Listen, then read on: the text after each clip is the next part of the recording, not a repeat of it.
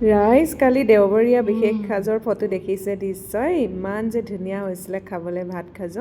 আৰু তাৰে এটা ৰেচিপি আপোনালোকৰ কাৰণে আগবঢ়াইছোঁ। পটল আৰু আলুৰ লগত এনেকৈ বনাই খাইছেনে নাই বাৰু? এবিধ ৰেচিপি এনেকৈ বনাই খাবচোন। কালি হঠাতে আইডিয়া এটা আহিলে আৰু বনাই চালোঁ। এয়া পটল 3টা সৰু সৰুকৈ কাটি লৈছোঁ, সৰু আলু, পিঁয়াজ, জলকীয়া আৰু বিলাহী অলপো কাটি লৈছোঁ। আৰু এয়া দেখিছেনে মাছৰ পেটু বা তেল বুলি ক'ব পাৰি, নিমখ হালধি সানি লৈছোঁ।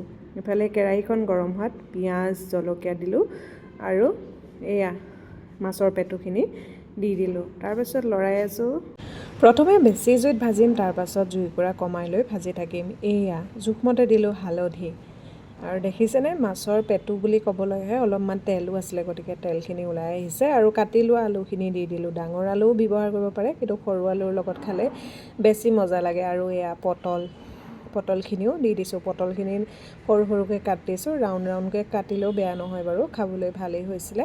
আৰু এতিয়া বাকী থকা পিঁয়াজ আৰু বিলাহীখিনি দি দিলোঁ। আৰু এয়া হৈয়ে গ'ল বুলি ক'ব পাৰি। অলপ দেৰি লৰাই ভাজিলোঁ। জোখমতে দিলোঁ নিমখ, জলকীয়াটো নিজৰ হিচাপমতে দিব।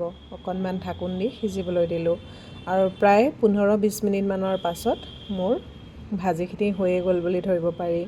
ইয়াতে অলপমান মছলা ব্যৱহাৰ কৰিব পাৰে, মই মছলা দিয়া নাই। কম জুইত প্ৰথমতে ভাজি আছোঁ, তাৰপাছত এয়া আকৌ ঢাকোন দি লৰাই ভাজিবলৈ দিলোঁ। আৰু যেতিয়া পটল আৰু আলুবোৰ সিজি আহিলে, বিলাহীও গলি গ'ল, তেতিয়া মোৰ ভাজিখন হৈয়ে গ'ল। আৰু এয়া গৰমে গৰমে ভাতৰ লগত খাবলৈ বিৰাটেই ভাল হৈছিলে। তেলটো অকণমান কমাই দিব, যিহেতু মাছৰ তেল, মাছৰ পৰা তেল ওলাইছিলে। এনেকৈ খাইছে নি বাৰু জনাবচোন দেই।